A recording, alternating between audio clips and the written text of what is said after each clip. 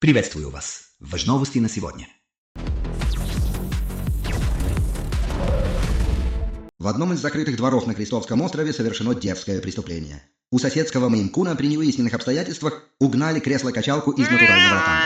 Пострадавший утверждает, что отлучился всего на 5 минут, чтобы проинспектировать свежесть утренней форели. Свидетели. 2 голубя и курьер путаются в показаниях. Одни говорят, что видели банду рыжих шпицев, другие винят резкий порыв петербургского ветра. Предупреждаю, господа, будьте бдительны. Сегодня кресло, завтра любимая миска с золотой каемкой. На сегодня это все новости. С вами был питерский инстрект, Бархат Мяснок, Кот Патиссон. До встречи.